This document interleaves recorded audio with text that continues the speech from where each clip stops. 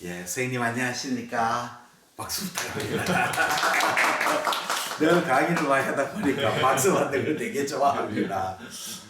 반갑습니다. 오늘 2016년 11월 오늘 6일입니다. 일요일입니다. 일요일 오전에 저 가족하고 즐겁게 지내야 되는데 공부하러 가신 두 분 정말 존경스럽고 좀 안타깝습니다. 저는 만날 강의하니까 맨날 강의하니까 우리 집에서는 아예 버린 사람이라서 아무 상관없습니다. 사실은 두 분이 내과시고 가정의학과신데 초음파를 배우러 이제 오셨습니다. 사실은 초음파가 이제는 필수가 되었습니다. 내년 하반기에는 초음파 전면 보험화되죠. 보험화되면 환자들이 초음파 검사하러 오죠. 오게 되면 못한다 하면 환자들이 고개를 흔들죠. 이 병을 왜 초음파를 안 했어요? 이래 됐죠. 그러면 옆병으로 가버립니다. 그러면 매출도 손실 있고 나중에는 이제 초음파를 못하면 의사로서 존재할 수가 없게 됩니다. 환자가 안 오면 의사는 뭐 할 일이 없어지는 거죠. 직업을 바꿔야죠. 오늘 초음파 강의하기 전에 의료의 새로운 변화를 제가 며칠 전에 강의를 들었습니다. 물론 뭐 이 강의가 옳은지 그런지는 모르겠지만 의료의 변화죠. 의료 시스템이 어떻게 변할 것이냐. 뭐 이 강의 들은 걸 제가 조금 기억이 나는 것만 이야기를 드리겠습니다. 지금 이제 제일 우리가 충격을 받은 게 AI 아닙니까? AI 인공지능이죠. 지금 벌써 왓슨에는 미국 회사에서 그 기계를 만들어가 가천 길병원에 벌써 들어왔답니다. 들어와가지고 이제 이게 쓰고 있는데 그 받는 사람 이야기는 뭐 병리하고 이 영상 찍은 굉장히 정확하대요. 굉장히 정확해. 그냥 갑상선의 결절을 이렇게 그걸 하면 그걸 이제 인공지능에 물어보면 상당히 정확한 엑스퍼트에 가까울 정도로 정확하게 진단을 내려는. 그래서 지금 제일 AI 때문에 제일 긴장하는 과가 무슨 과냐 하면 병리과하고 영상의학과가 굉장히 지금 긴장을 하고 있습니다. 근데 사실은 더 긴장해야 될 거예요. 내과지 보면 내과입니다. 그러면 앞으로 의료가 이제 인공지능이 오고 빅크라우드 시스템이 되고 여러 가지 이제 변화가 있는데 그 변화가 언제 일어날 거냐? 그 강사는 10년 내로 이루어진다. 10년 하면 가까운 장래죠. 10년은 얼마 걸리지 않습니다.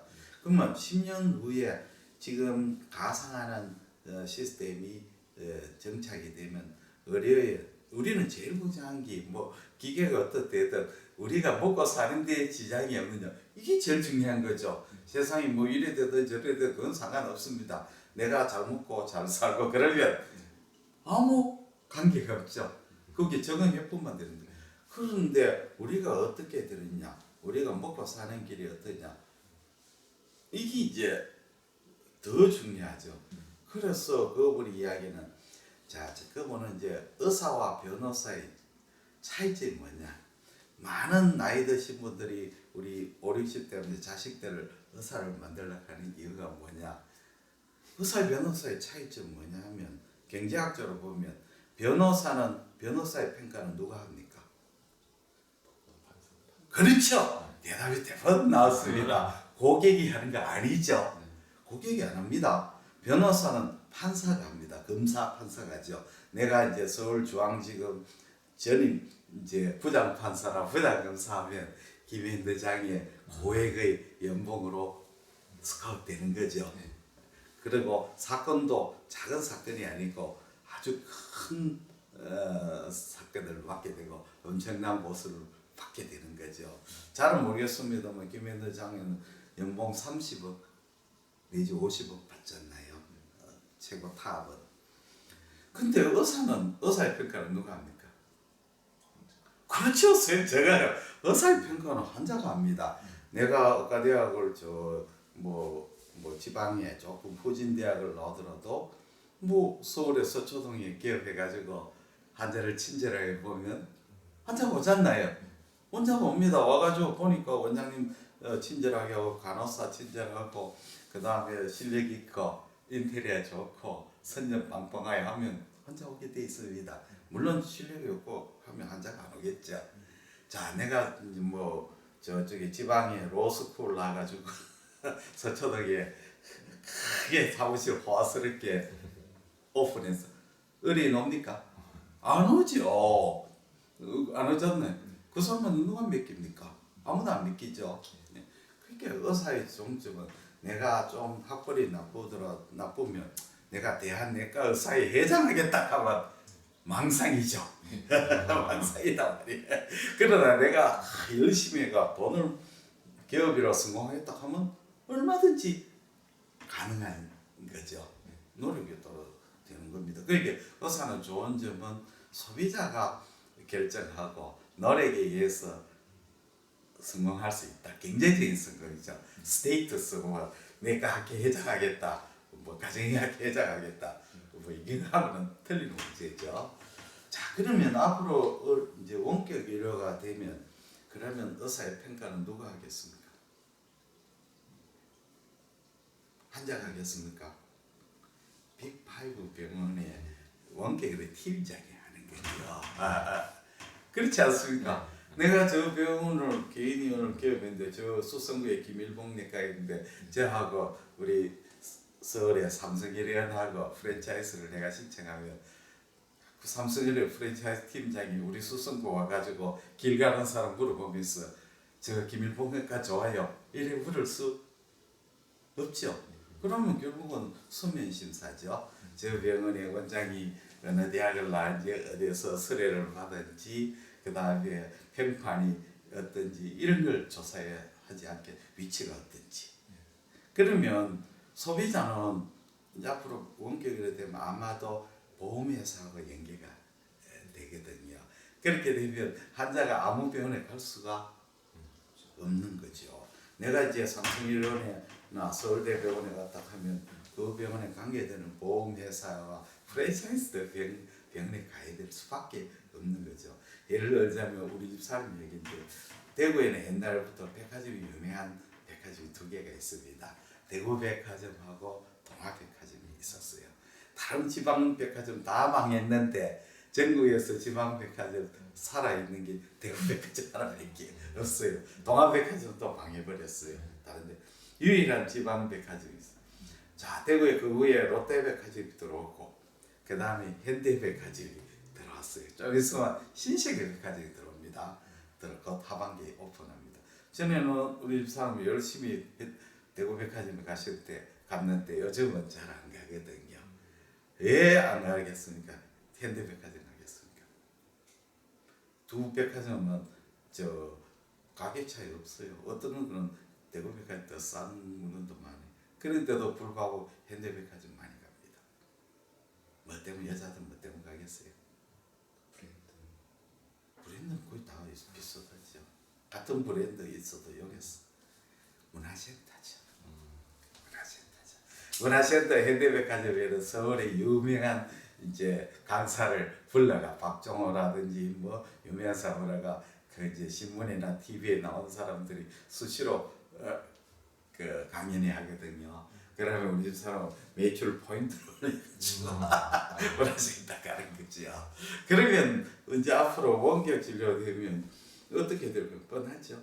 결국은 보험회사가 우리 보험회사를 많이 이용하면 포인트도 주고 여러 가지 혜택을 주게 돼 있거든요. 그래서 환자는 옆에 있는 친절한 병원이 있음에도 불구하고 프랜차이즈 병원에 갈 수밖에 없는 시스템이 되는 거죠. 그런 시스템으로 변한다고 생각합니다. 그래 되면 의사는 불행해질 것이냐? 아니죠. 삼성전자의 하청업자가 불행합니까? 아니죠. 삼성전자에서 하청업자 보고 그거 그 납품 가격을 다운시키면 자기는 재하청에다 다운시키면 되는 거죠. 아무 문제 없습니다. 그 다음에 또 좋은 점은 물량이 늘 있으니까 걱정할 필요 없어요. 그러면 프랜차이즈 병원이 되면 프랜차이즈 병원이 괴롭냐? 안 괴롭죠. 환자가 다 저절로 나오게 되고 그 다음에 규모가 커지게 되면 자기도 인간다운 삶을 누릴 수가 있죠. 그리고 뭐 원래 하청하고 원청 사이에 늘 일방적인 관계는 아니죠. 서로 주고받는 관계가 되죠. 내가 프로듀서에서 보면 빅5 병원에서 내한테 일방적으로 후리칠 수 없습니다. 서로 돕고 사는 거죠. 아주 좋은 거지요. 좋은 거죠. 그러나 이제 그게 몸낀 사람은 굉장히 괴로워지는 거죠. 왜 괴로워지는 겁니다. 그 쉽게 말하자면 의사 사이는 최고로 돈 많이 버는 사람하고 밑에하고 폭이 별로 없습니다. 사업하는 사람 하늘과 땅이죠. 삼성의 저 이건희 회장님하고 우리 동네 슈퍼의 아저씨하고 다 자영업자인데 하늘과 땅이죠. 뭐 이야기 자체가 안 되죠. 우리는 그렇지 않죠. 그것이 의사 사회인데 이제는 의사 사회는 피라미드 구조로 되는 거죠. 그렇게 어쩔 수 없는 겁니다. 안 되는 게 이상했죠. 지금까지 안 되는 게 이상했습니다. 그러면 의료 사회에서 피라미드가 된다면 어떤 구조를 가질 것이냐? 제일 밑바닥에 있는 사람이 누굴 것이냐? 바로 이 사람은 이제 환자가 오면 이제 AI를 이용해 가지고 처방전 끊는 사람이죠. 밑바닥이죠. 그 AI 이용해 가지고 처방전을 발행하는 사람. 이거는 누구하고 똑같느냐? 백화점 캐시어. 뭐 다를 거 있습니까? 없지 않나요? 캐시어 교육하는 데는 하루만 충분합니다. 카드 끊는 거하고 이거 갖다 대는 거하고 처방전 끊어 돈 받으면 끝이잖아요. 이 바로 이거죠. 환자가 오면 어디가 아프셨습니까? 하고 그 다음에 자료가 데이터 산 기본 데이터가 다 들어가 있는 거죠. 그걸 꾹 누르면 처방전 쪼르륵 나오면서 당뇨병인데 가부스 매트 뭐 하고 이런 식으로 나오는 거죠. 이거는 누구나 잠시 교육하면 의과대학 나가 잠시만 교육하면 누구나 할 수 있는 이 임금 많이 줄 필요 있겠습니까? 월 300만 원만 충분하지 않을까요? 아무것도 아니죠. 그 다음 중간 계층이 이제 있습니다. 중간층이 있는데 중간층은 아마도 이제 첫째는 숙련된 진료. 그러니까 환자를 아주 이제 보면서 이 AI로 해결하지 못하는 이제 환자를 진료하는 사람. 그 다음에 두 번째 전문 진료의 전문 진료를 하면 뭐 내과의 외과의를 따지는 게 아닙니다. 스텐트를 열 수 있는 사람, 그 다음에 뭐 엠브리제이션을 할 수 있는 사람, 이런 거 아주 기술, 처치를 할 수 있는 사람, 대장 내시경 하는 사람, 이런 거죠. 대장 내시경, 스핀터, 코아귤레이션, 카테터 지우고 이거는 아무나 할 수 없는 거죠. 숙련된 전문 치료 이 사람이죠. 그 다음에 새로운 직종의 의사가 생긴다. 이게 뭐냐면 이제 앞으로 인공지능되고 여러 가지 그 소프트웨어 개발되지만 그 소프트웨어를 프로세싱하는 사람이 필요한 거죠. 그러니까 의료 소프트웨어 프로세싱. 자, 우리가 은행에 가보시면요. 은행에 가시면 전산부가 있지 않습니까? 은행 전산부가 굉장히 중요하죠. 노조 파업하면 제일 먼저 하는 게 전산부 지금 마비시키는 거죠. 아무 은행 올스톱이 되는 거죠.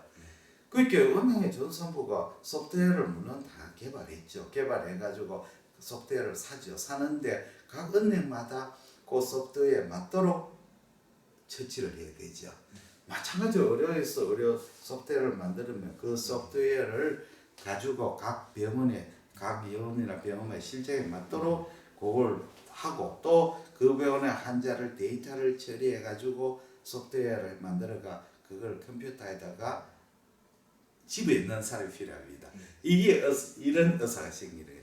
이 의사가 누구냐 하면 옛날에 서남표 총장이라고 카이스트에 혹시 기억나십니까? 서남표 총장이라 있었거든요. 그분이 이제 쫓겨나갔죠. 직원들한테. 그때 카이스트 학생들이 자살하고 그래가 이제 신문에 막 시끄러웠죠.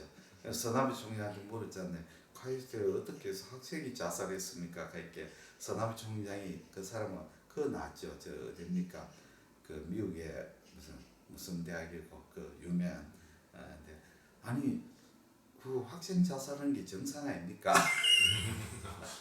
자기 당연히 열대 가서 내 동기들 많이 자살했어요. 정신병원에 갔어요. 좋은 대학이 되려면 세 가지 조건이 필요해요. 첫째는 학생들이 상당수가 학업 때문에 가정 형편이 아니고 학업이죠. 자살하거나 정신병원에 가야 된다. 그 말은 공부의 로딩이 엄청나다는 뜻이죠. 두 번째는 그 대학의 교수로 스카우트 임용을 하면 그 당사가 고민을 많이 된다. 이거 이 대학에 갔다 잘못했다가 공부 때문에 연구 때문에 마누라한테 이혼당할 수 있지 않을까. 또는 내가 여기서 논문이나 업적을 못 내면 중간에 테뉴도 못 받고 쫓겨날 수 있다. 이런 고민들. 야 오락하면 가야 되냐 말아야 되느냐. 세 번째 뭐죠? 이 대학에 대한 교과서가 전 세계 대학의 교과서가 그 우리 대학에서 나온 대학이 교과서가 특정 과목의 책이 전 세계 대학의 교과서 되면 그 대학은 최고에 가깝겠죠. 그렇지 않습니까? 우리 대학에서 하는 대장 내시경 책이 전 세계에서 다 교과서 본다 하면 최고 아니겠어요? 그래 돼야 된다 그렇게 그래 쫓기나갔는데 그 다음에 이 사람은 뭐냐면 우리 카이스트 대학 때도 의과대학을 만들어야 되겠다 했거든요. 어떻게 했어요? 나는 그래 깜짝 놀라서 카이스트에 무슨 의과대학을 만드냐 어떻게 그게 서남배 총장 이야기는 공학을 전공했는 사람이 이제 이제 의학을 배워가지고 그걸 공학 지식을 의학 지식을 융합해가지고 이런 걸 하겠다는 거죠. 그게 진료 보는 의사를 만들겠다는 뜻이 아니고 이런 소프트웨어를 만들고 프로세싱을. 그래서 앞으로 내 생각에는 병원에 해진할 때 진료 의사와 소프트웨어 의사, 공대에 나는 의사 같이 따라가는 거죠. 공대에 나는 의사는 환자를 직접 보는 게 아니고 환자 보면 그거 들고 다니면서 타블렛 등으로서 빡빡빡빡 쓰가 그걸 지정사실에 가가 프로세싱하는 의사죠. 그 다음에 이제 최상측의 의사들은 이 사람은 이제 AR을 이어가는 게 아니고 대면 진료하는 거죠. 대면 진료하고 원격 진료, 이 하시는 분이죠. 이분은 유명한 대학 나오시고 유명한 병원에서 그거 하시고 네임밸류가 빵빵하고 매스컴도 많이 타고 잘생기고 말 잘하고 이런 사람이 이제 상생. 이 사람은 엄청난 수익을 걷어 올리는 거죠. 그 김현대장의 변호사로 생각하시면 됩니다. 요 밑에는 지방 대학의 로스쿨 나가지고 가방 모찌로 생각하면 됩니다. 가방 모찌로. 이런 이제 피라미드 사회가 되어버립니다. 그러면 이걸 거부할 수 없습니다. 이게 왜 안 되느냐면, 자 역사적으로 혁명이라고 하는 것은 기층 농민이 혁명을 일으키가 성공한 적은 없습니다. 힘 있는 사람이 혁명을 일으켜야 되거든요. 프랑스 대혁명도 부르주아들이 기족을 타도하고 자기가 그 자리를 차지하기 위해서 했는 혁명이거든요. 혁명입니다. 조선의 건국도 고려의 귀족들이 왕씨 가문 없애고 변방에 있는 이성계 무장을 끌어당기고 무력을 끌어당기가 왕씨를 무너뜨리고 자기들이 조선의 주체 세력을 차지했잖아요. 네, 마찬가지겠죠. 바로 그거 아닙니까? 힘이 없으면 만약에 이 제도가 되면 밑에 기층여가 아무리 데모해도 붕괴가 안 됩니다. 의료가 무서운 게 원격 의료가 되면 가장 수혜자는 역시 서울의 빅5 교수님이죠. 그 다음에 이제 프랜차이즈 병원에서 원장님이시거든요. 야, 예, 예. 그분이 지지하면 제도가 안착이 돼버리는 거죠. 예. 뭐 너무 깊게 잘 모르니까 이 정도로 마치고 그 다음에 초음파 이야기를 시작하겠습니다. 자, 우리가 초음파가 왜 중요해? 앞으로는 모든 분야가 초음파가 진료의 기본이 됩니다. 우리가 진료를 하는데 매일 CT를 찍을 수 있고 MRI를 찍을 수 없죠. 바로 베드사이드에서 초음파. 지금 초음파가 소량화되고 포켓도 이어다니는 초음파도 나왔습니다. 화질이 나빠 그렇죠. 이제 회전수에도 초음파 사용하거든요. 초음파 그만큼 의료인에게 깊숙하게 들어가 있습니다. 그리고 초음파 점점 경량화되고 기계가 좋아지니까 뭐 청진기를 대용해 버렸습니다. 그러니까 초음파를 모르면 이제 옛날에 내과의사라고 말하자면 청진기를 그러니까 못 쓰는 거랑 똑같은 거랑 차이가 없습니다.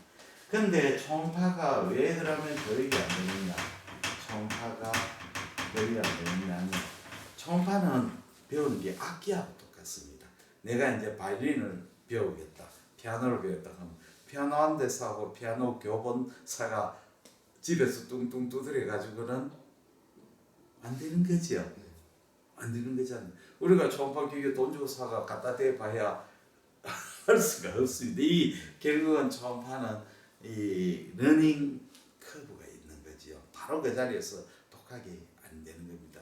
우리 의료도 마찬가지입니다. 우리 환자 보는데 해리슨 시설 가지고 그거 한번 봐도 환자 못 보죠. 바로 그와 똑같습니다. 그래서 초음파의 기본 원리하고 초음파 영상을 모르면 굉장히 공부하는데 어렵습니다. 그래서 초음파 책을 보면 선생님들 두 가지를 당황합니다. 첫째는 초음파 책에는 나오는 스캔법을 써 있지만 아무리 그 스캔법을 해도 그런 영상이 안 나와요. 거기에 나오는 영상 아주 잘 나오는 영상을 내는 거죠. 그래서 스캔법이 제일 어렵습니다. 초음파를 어떻게 하느냐, 스캔법에 따라서 영상을 이 천차만별로 나오기 때문에 스캔법을 배워. 오늘 선생님은 제가 스캔법을 배웁니다. 두 번째는 초음파 영상의 해석입니다. 초음파 영상 해석.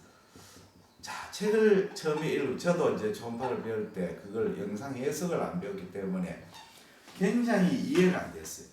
가령 해망조마 책을 딱 찾아보면 뭐라고 하냐면 해망조마는 작을 때는 고에코로 나온다. 해망조마 커지면 변성을 일으키면 내부는 헤테로지너스하게 나오고 바깥쪽은 마지날 고에코로 나온다. 또 보면 조금 더 읽으면 해망조마 고에코지만 때로는 저에코일 수도 있다.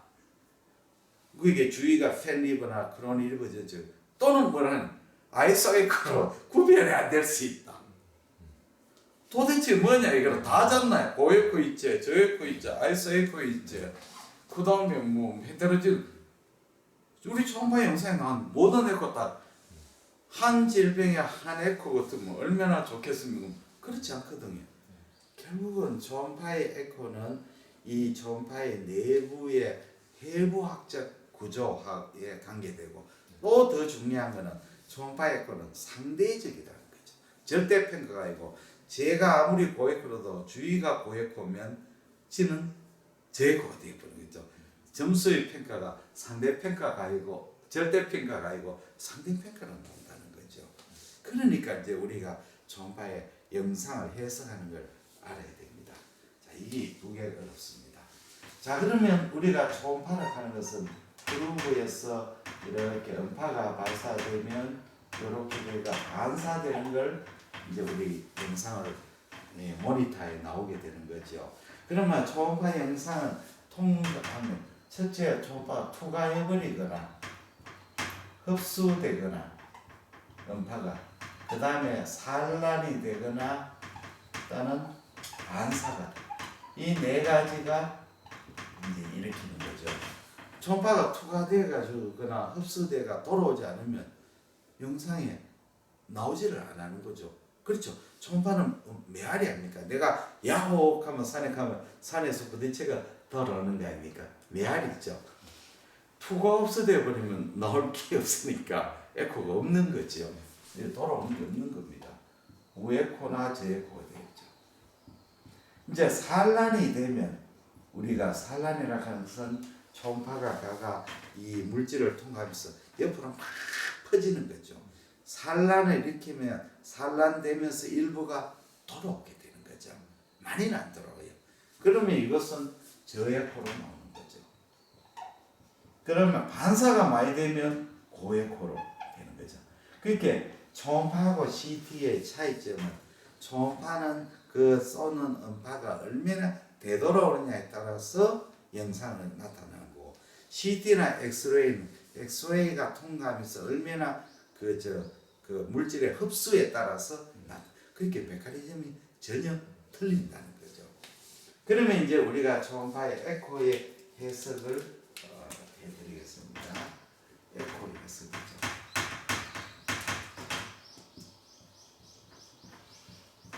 초음파의 에코를 어떻게 해석할 것이냐 굉장히 중요합니다.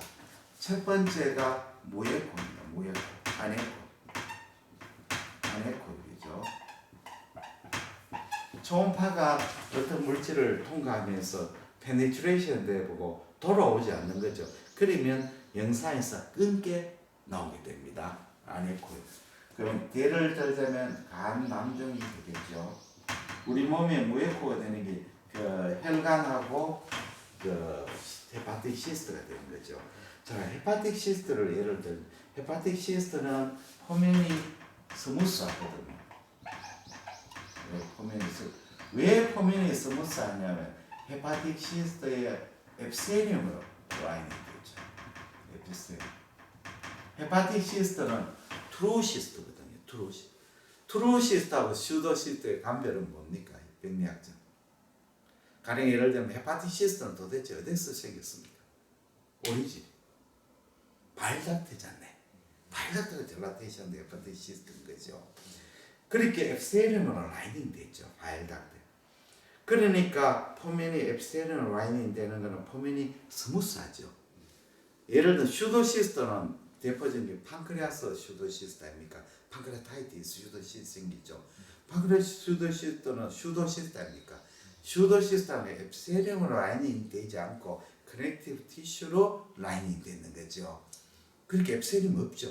그렇게 슈도시스트도 보면 스무스한 것도 있지만 대체로 포면이 일레귤러하죠. 그 다음에 두 번째는 내부가 물이기 때문에 통과를 잘하기 때문에 무에코로 나오죠. 그 다음에부터 이제 중요합니다. 이 시스터가 뒤쪽에 후방 음량 증강이 있습니다. 이 위를 떨룩떨룩 후방 음량 증강. 자, 그러면 후방 음량 증강이 나오는데 헤파틱 시스터 뒤에 왜 후방 음량 증강이 나타날까요?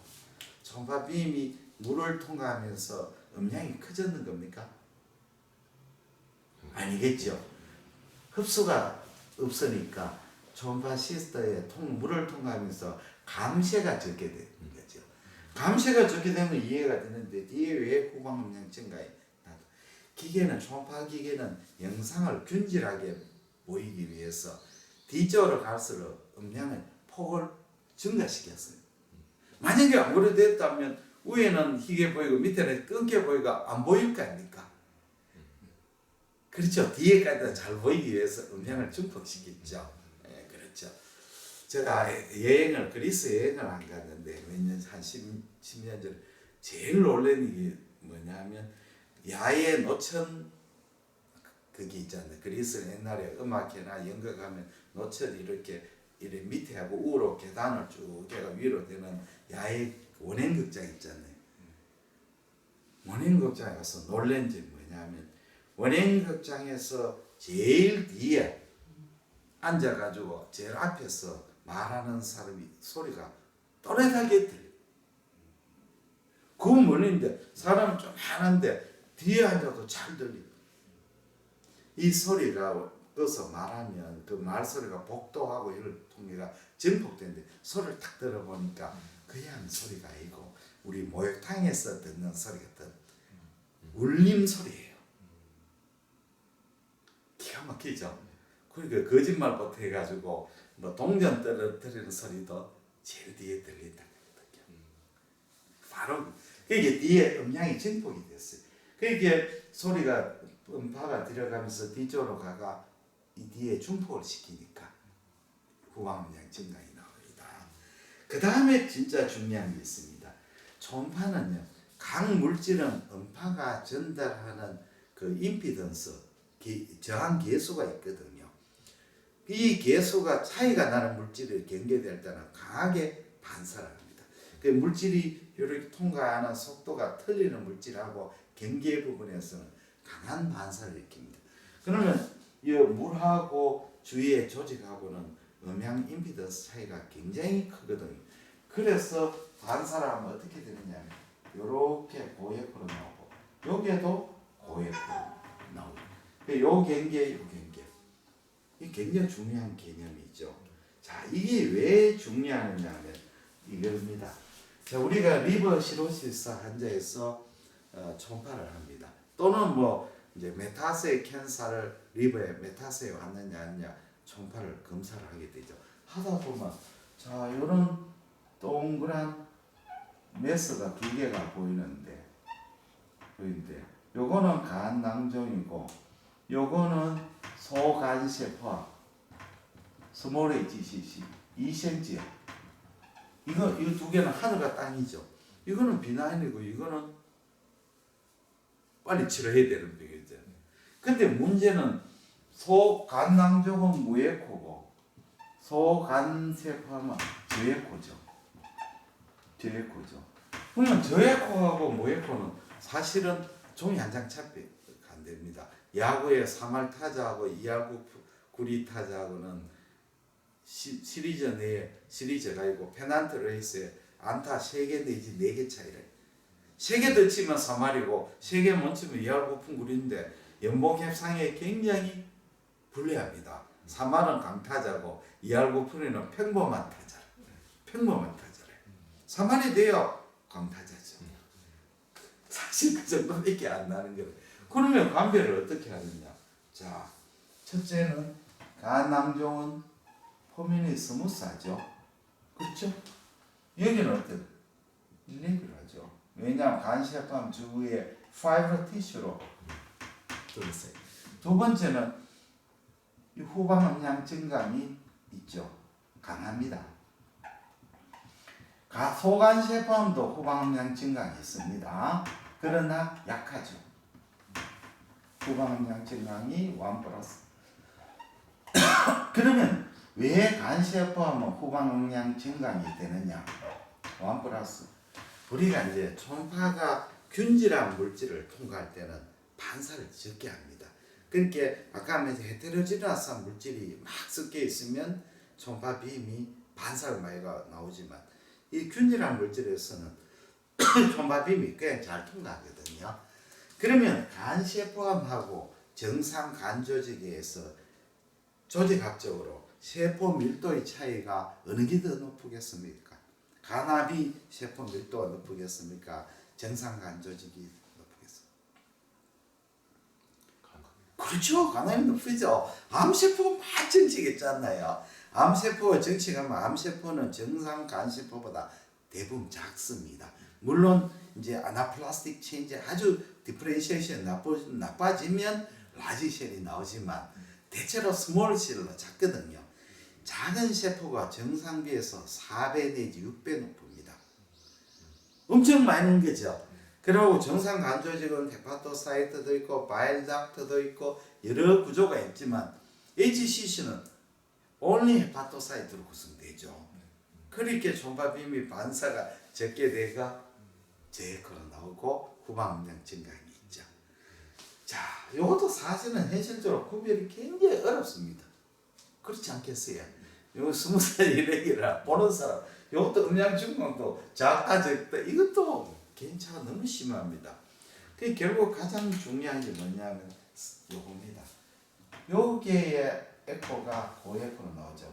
요거 간 조직하고 물하고는 굉장한 계면 차이지만 요거 간 조직하고 HCC는 별 차이가 없는 거죠.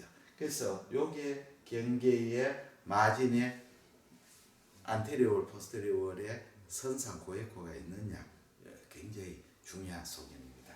예. 예, 재밌죠? 예, 그러면. 자, 그 다음에는 두 번째 이제 무에코였으니까 이번에는 강에코를 써먹니다. 스트롱이 사실은 강에코, 고에코 똑같은 개념인데 단 이제 우리가 구별을 할 때는 섀도를 동반하는 고에코를 강에코로 고에코를 강에코로 합니다. 강에코의 대표적인 것은 첫째는 스키야죠. 스키야는 아주 강한 에코가 나오고 뒤에는 그림자가 나오죠. 그림자. 여기. 자, 초음파가 이 스키야를 부딪히면 주위 조직하고 스키야는 엄청난 음향 임피던스 차이가 있습니다. 그러면 반사를 하죠. 그리고 일부는 통과하죠. 통과하면서 안에서 흡수가 돼가지고 초음파가 이 스키야를 통과하면서 초음파 빔이 없어지는 거죠. 그 뒤에 그림자가 생기는 거죠. 이해가 되셨죠? 예, 이건 뭐 쉽습니다. 그 다음에 에어, 공기. 자, 우리가 자연계에서 초음파를 쓸 수 있는 동물은 두 개 있습니다. 다 아시죠? 박쥐하고 돌고래 아닙니까? 돌고래. 그러면 박쥐하고 돌고래가 같은 초음파를 쓰는데 초음파의 파장의 그 프리퀀시가 어느 게 높은 프리퀀시를 쓰겠습니까? 박쥐가 쓰는 초음파가 프리퀀시가 높겠습니까? 돌고래가 쓰는 초음파가 프리퀀시가 높겠어요? 그렇죠, 당연하죠. 돌고래는 수메다 앞에 있는 물체를 봐야 되고 돌고래는 박쥐는 한 방향 한 30cm 정도만 30cm 1m도 필요 없죠. 거기에 있는 벌레를 잡아 먹어야 되는 거죠. 그렇게 프리퀀시가 높은 거지요. 높은 프리퀀시를 사용하죠. 자, 프리퀀시가 주파수가 높으면 페네트레이션이 짧아지고 그 대신에 거기 해상도가 좋아지는 거죠. 그렇죠. 그러면 우리가 초음파를 쓸 때 이 젤을 바르는 원인은 첫째는 초음파하고 피부하고 접촉을 부드럽게 하는 목적이 있고 두 번째는 이게 우리가 쓰는 의학용 초음파가 3에서 15MHz거든요. 엄청나게 높습니다. 우리 가청 음파가 15에서 2만 헤르츠 정도 되죠. 헤르츠 되는 게 의학용 초음파는 얼마입니까? 3MHz에서 15MHz. 메가헤르츠라 하는 것은 100만이거든. 100만이거든. 엄청 100만 헤르츠. 300만 헤르츠에서 1500만. 엄청난 높은 초음파를. 이 높은 프리퀀시는 에어를 통과하지를 못합니다. 그래서 젤을 발라가 이 초음파를 통과시키는 거죠. 자, 그러면 에어가 아주 극소량일 때는 극소량의 에어가 있을 때는 점상고에코, 점으로 나오죠. 점 조금 더 많을 때는 양이 더 많으면 선상고에코로 나오죠. 자, 그리고 더 많을 때는 에어가 더 많을 때는 밴드라이크, 대상에는 밴드입니다. 밴드라이크 나오고 뒤에 섀도우가 생기죠. 그림자. 근데 섀도우가 클리어 섀도우가 아니고 더티 섀도우입니다. 왜냐하면 스키야는 초음파 빔이 뚫고 녹아져. 이거는 중간중간 공기 사이로 뚫고 나가니까 이 그림자가 생기는 더티한 섀도우죠. 영화극장, 영화 필름, 오래된 필름 보면 비 내린 것처럼 보이죠. 시네마 천국 보셨으니까 보면 왜 필름에 막 비가 내린 우리 때는 다 그랬습니다. 우리 때는 영화 필름이 디지털이 아니고 이 필름이었거든요. 그래서 극장마다 왜 했냐면 필름 한 통을 서울서 사가지고 돌려 쓰는 거예요. 그 A 극장은 극장 시작을 8시 하고 B 극장은 8시 반에 하고 C 극장은 9시 하는 거예요. 그래서 8시에 필름 막 돌리고 다 돌리는 걸 오토바이 태워가지고 다음 극장 주고 또 다음 극장에 주고 이렇게 이제 오토바이가 이제 돌아가면서 필름 한 통을 돌리는 거래. 그런데 고객이 왜 이 지연되고 이제 영화가 이렇게 필름 올 때, 그러면 뒤에 영사실에 막 사람이 쫓아 들어가면 뭐이 이제 이건 들고 이제 가는 거예요. 필름 들고 가는 거예요. 근데 필름이 오래되면 나중에 비가 줄줄줄줄줄 그래요. 그 다음에 이제 우리가 초음파에서 아주 공기양이 많을 때는 밴드 이렇게 그 리버브레이션 반향 현상이 나옵니다. 그 다음에 공기가 이렇게 있으면서 공기방울이 이렇게 있으면서 공기방울 안에 액체가 들어가는 수가 있어요. 공기방울 안에 이렇게 액체가 들어가면 이게 공기방울입니다. 공기방울에 액체가 들어가면 링다운 아티팩트가 나옵니다. 그래서 고액 보면서 여기 링다운 아티팩트, 여기 다 좋은 우리가 초음파할 때 이게 공기구나 하는 걸 시사하는 아주 좋은 요런 거 이제 얘는 공기구나 하는 걸 알 수가 있어요. 그 다음에 우리가 고액 강액호로 나타요 두 가지고, 그 다음에 고액호입니다. 고액호로 나오는 대표적인 지방이죠. 우리가 지방에서는 헤파토사이트 안에 여기 핵이고 여기 지방이 이렇게 팻이 있으면 핵 글로벌이 있으면 핵 글로벌하고 사이토플라즘하고는 음양 계면차가 굉장히 크거든요. 그래서 반사를 막 이렇게 지방간에 고액호 나옵니다. 근데 일반적으로 지방이 침윤되면 고액호로 나오지만 그렇지 않은 경우도 있습니다. 나중에 또 설명을 해야 돼. 상대적이라는 늘 생각해요. 일반적으로는 고액호지만 또 저액호 나올 수가 있습니다. 다음에는 우리가 이제 콜레스테롤입니다. 콜레스테롤. 우리 예를 들자면 콜레스테롤 스톤이죠. 결석. 그 다음에 콜레스테롤 폴립하고의 폴립이 있습니다. 콜레스테롤 폴립. 폴립하고 콜레스테롤 스톤하고의 차이점은 뭐죠? 간별점. 스톤하고 폴립의 간별점. 첫째는 움직임. 그렇죠. 두 번째. 그렇죠. 후방 음량이 있느냐 없느냐죠. 그 두 가지가 제일 간별점 아닙니까? 당연하죠. 선생님 좀 맞춰왔습니다.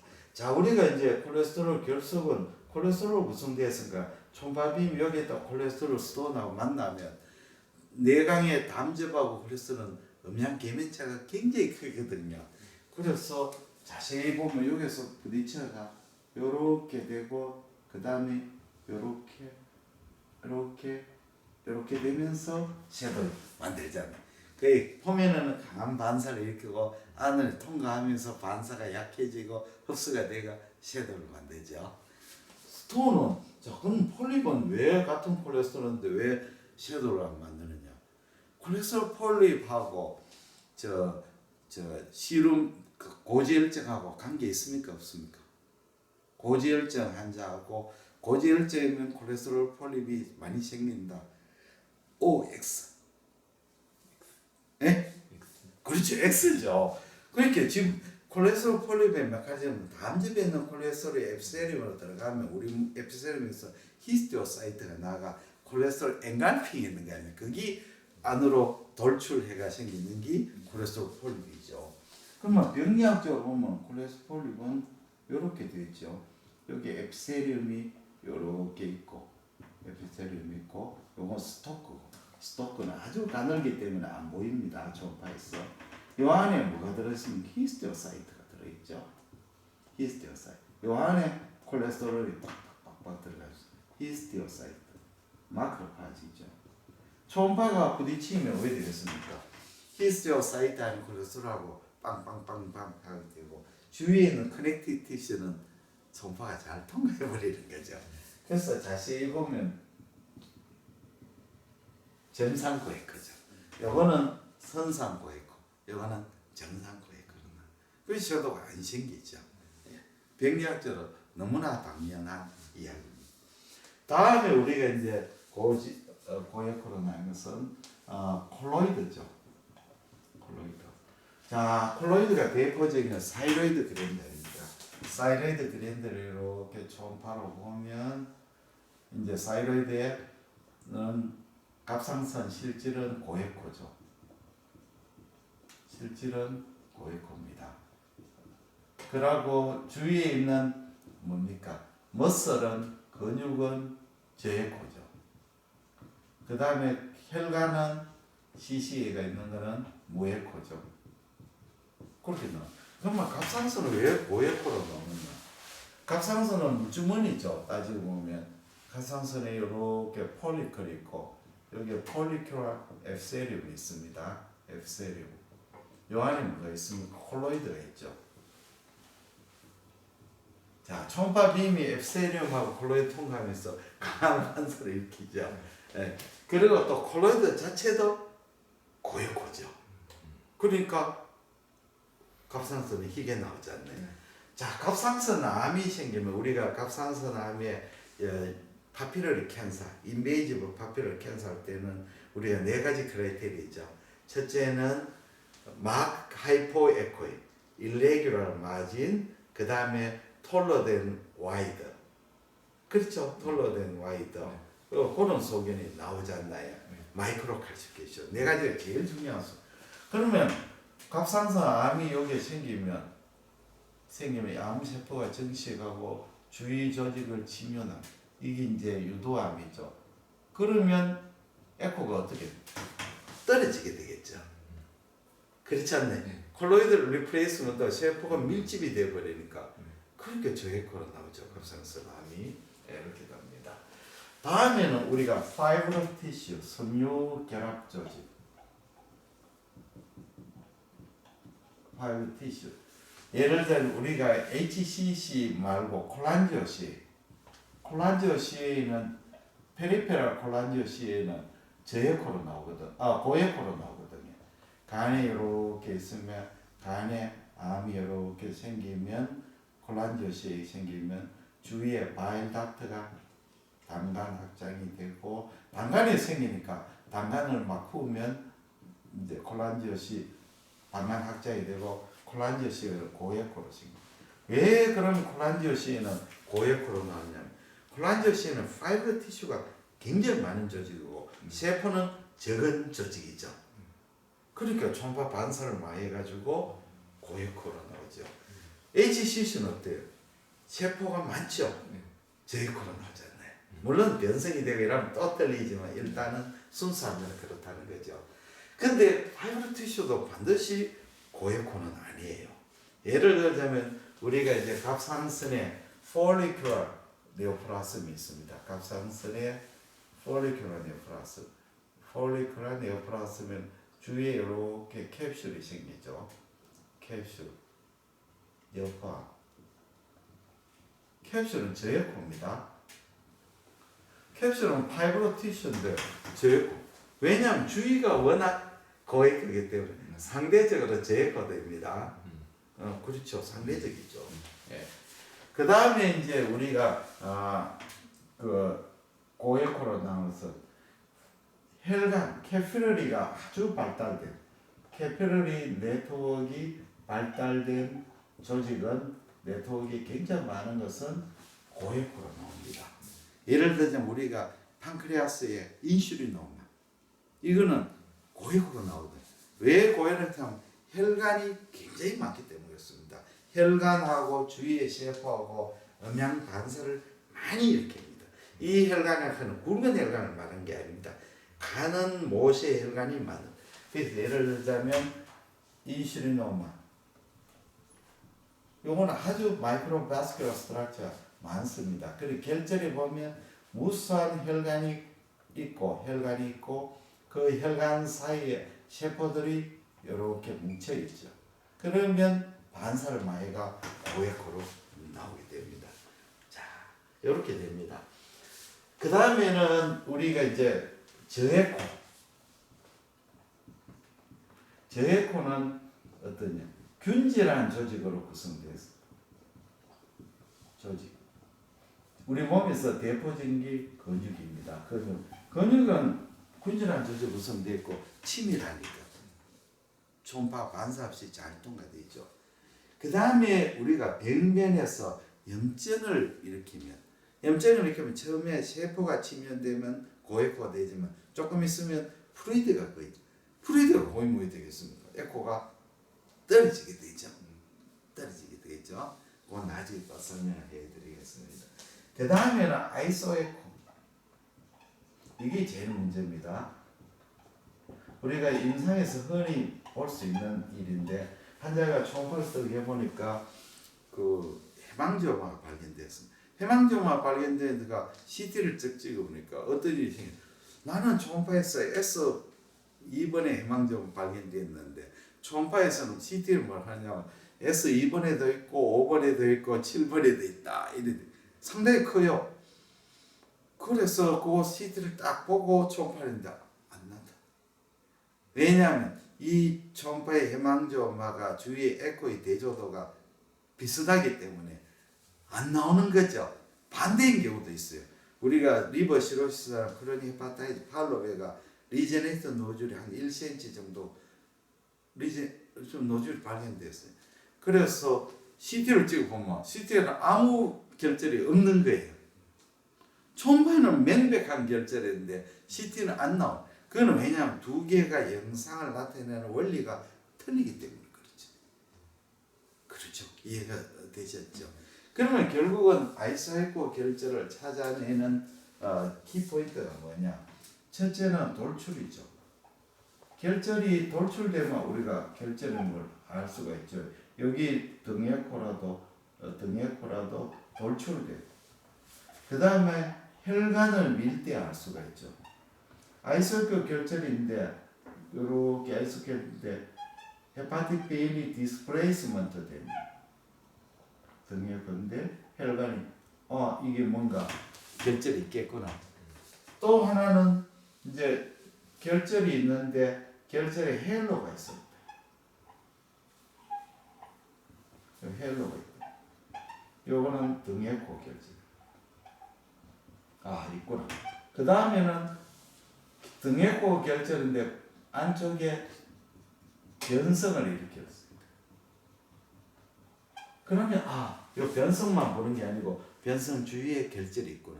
이런 것이 이제 아이소에코 결절을 우리가 추정하는 그거죠. 그리고 이 뜻은 뭐냐면 우리가 초음파에서 시스트 병변을 볼 때 시스트다 이래 생각하지 말고 반드시 시스트 주위에 결절이 혹시 있어가 이것이 심플 시스트가 아니고 시스틱 디제네이션이 아닌가를 꼭 생각해 봐야 되는 거죠. 그래서 이런 게 아이소에코 결절. 지금까지 이제 우리가 무에코, 강에코, 고에코, 저에코, 등에코 이렇게 이제 이야기를 했습니다.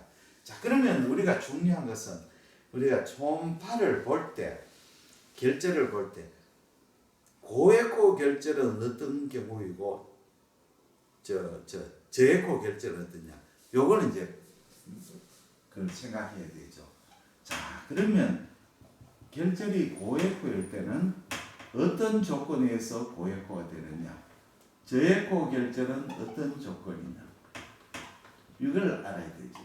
자, 우리가 고에코 결절을 이룩하는 것은 첫째, 성분이 그 세포의 성분이 고에코에 있을 때는 당연히 고에코가 나겠죠. 구성 성분이 고에코일 때, 가령 어떤 결절인데 폐스로 많이 구성되면 당연히 고에코가 될 수밖에 없는 거죠. 당연한 이야기다. 두 번째는 뭐냐면 구성 성분이 고에코 아니라도 그 내 구조가 복합적일 때.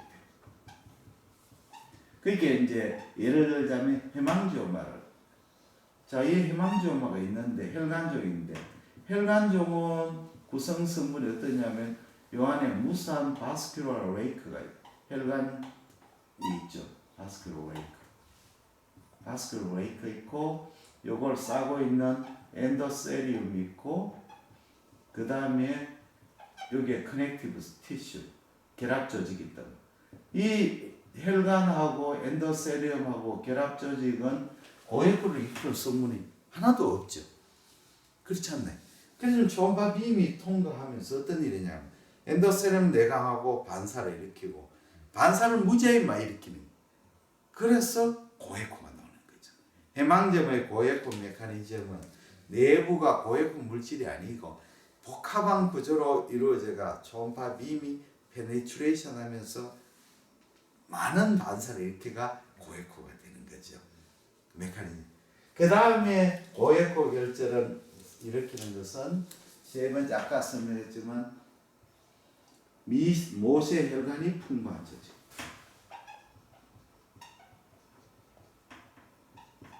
이런 조직. 네 번째는 염증 세포가 침륜 시. 이럴 때 고에코로 나오는 거죠. 그러면 저에코 결절은 어떠냐?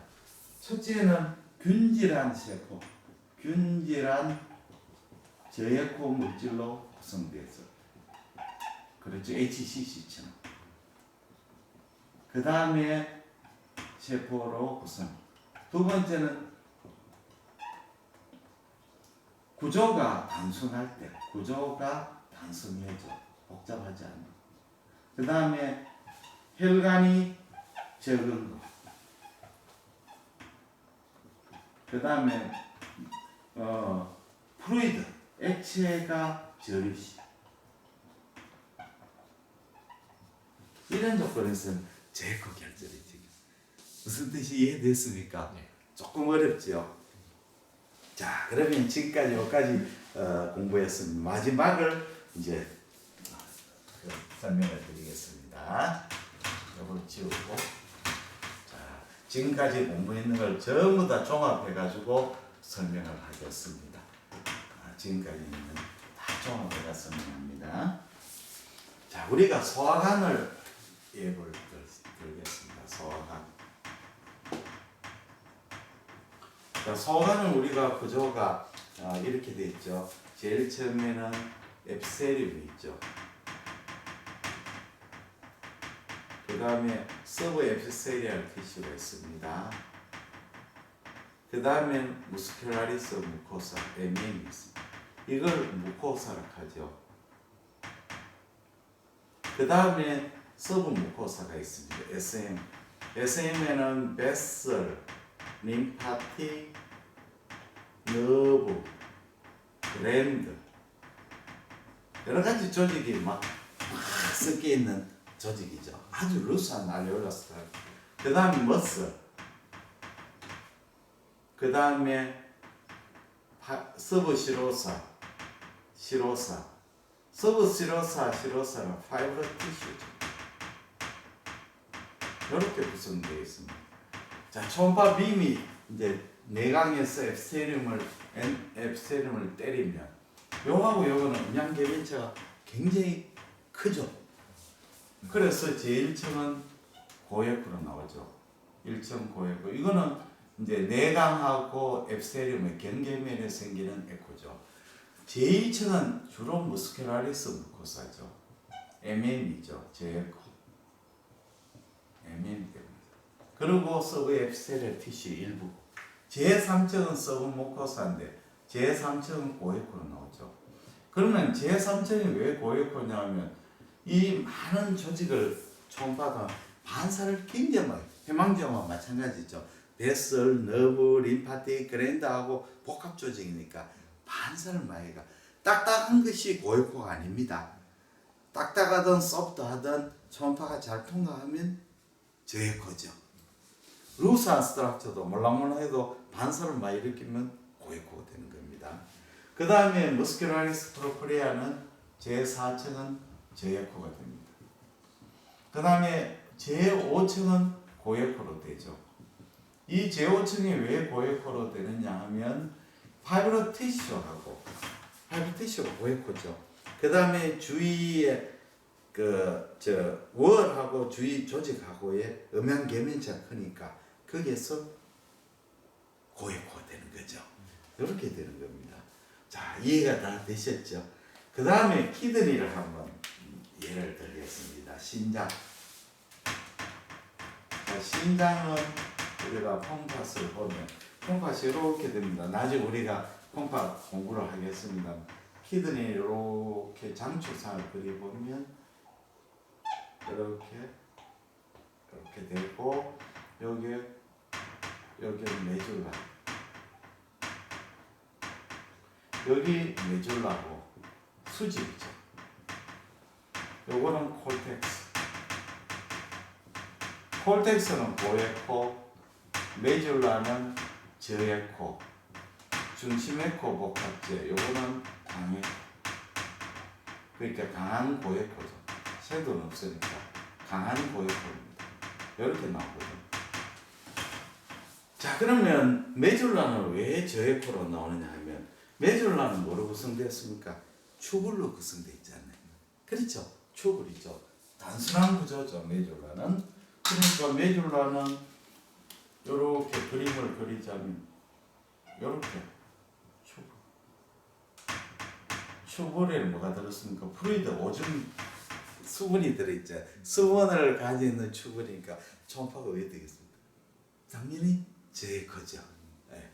콜텍스는 왜 고에코냐? 자, 콜텍스는 현미경 보면 이렇게 되어 있죠. 글로메룰스 사구체가 있습니다. 글로메룰스 사구체가 있고,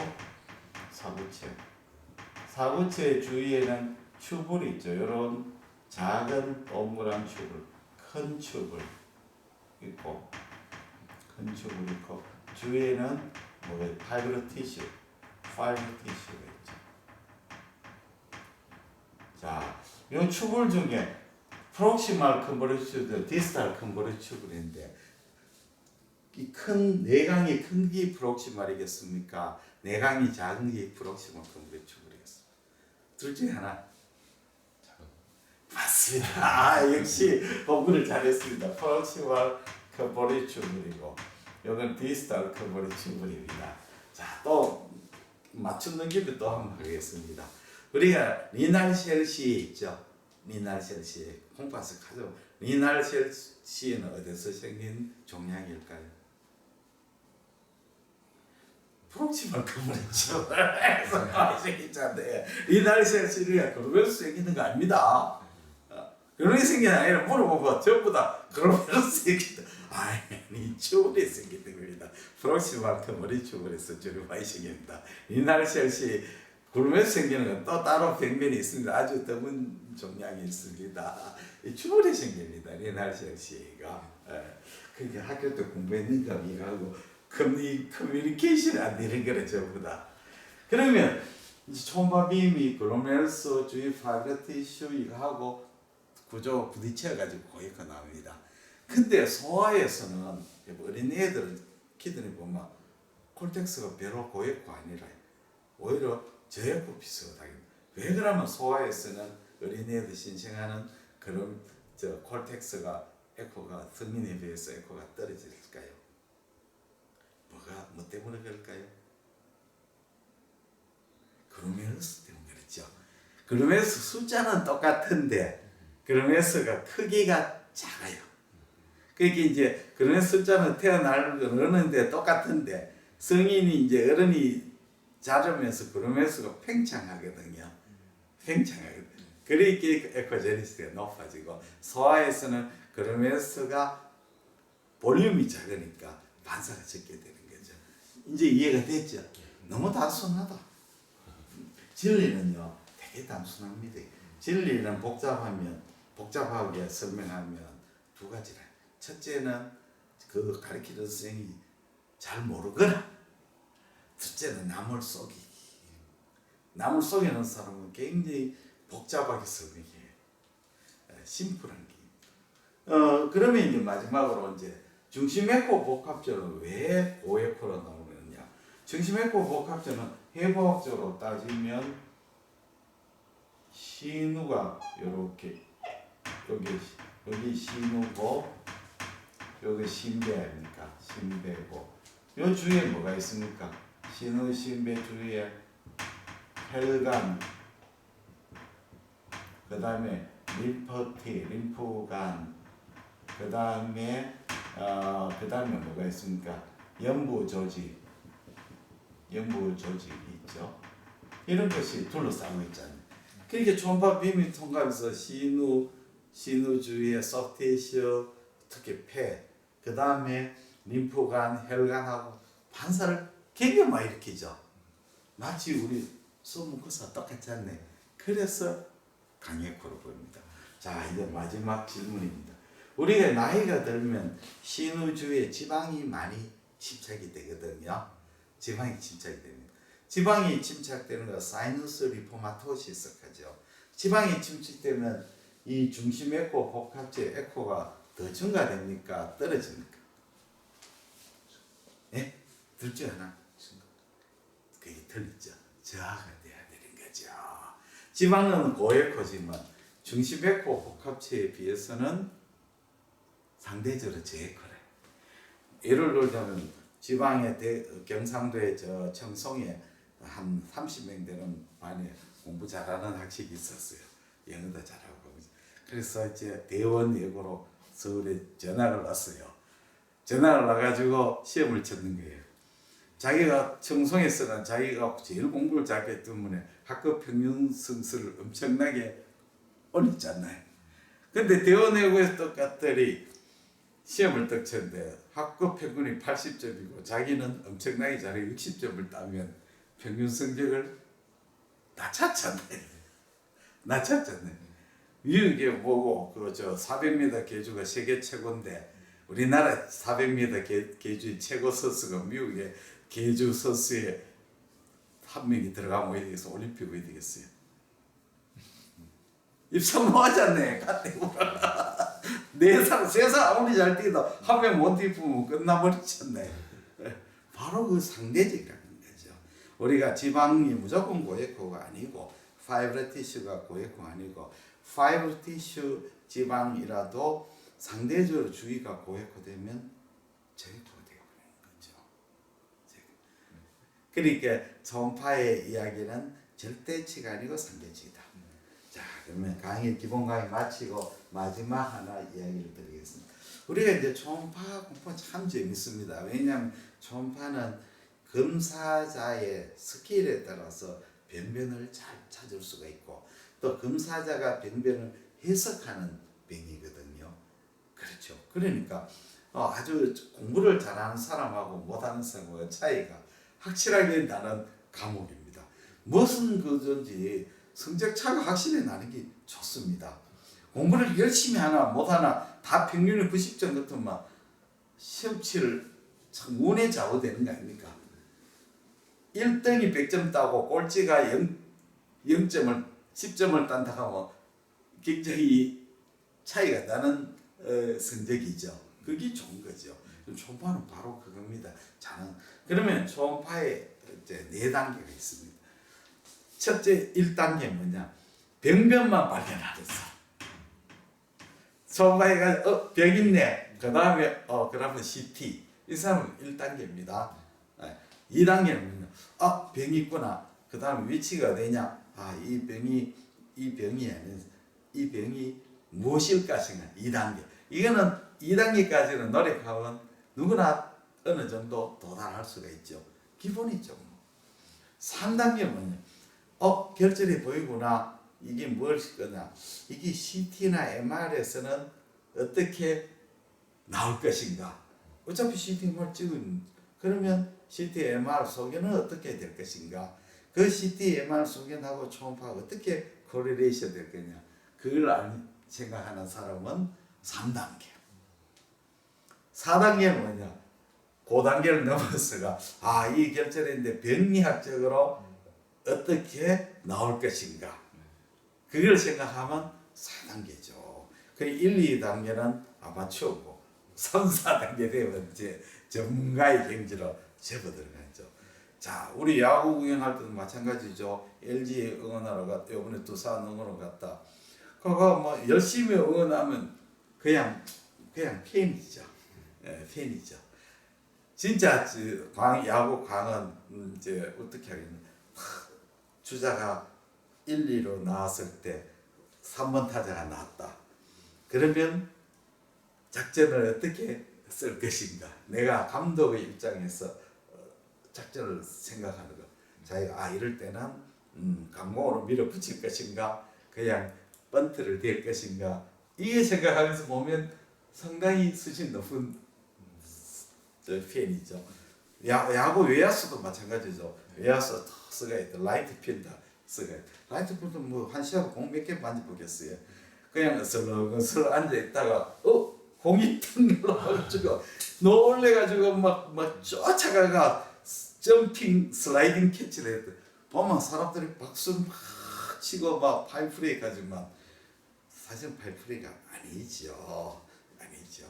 딱 선수가 외야에 딱 있는데 타자가 어떻고 누상이 주자가 어떻고 저 타자는 주로 이 경우에는 밀어친다. 어느 쪽으로 땡겨친다. 그걸 알고 자기 수비 포지션을 이동해가지고 준비를 딱 했다가 공이 딱 나오는 순간 쫓아가가지고 가볍게 탁 잡으면 보는 사람은 저는 그냥 시우 플레이구나 하셔가지고 사실은 엄청난 파인 플레이죠. 점핑 캐치가 빠져보면 왜 됩니까? 망하잖아요. 그러니까 우리가 이제 예측을 하면서 총판을 하면 아주 재밌습니다. 예, 이것으로 강의 마치겠습니다. 감사합니다. 자, 카메라 찍어 보십시오. 10분 쉬고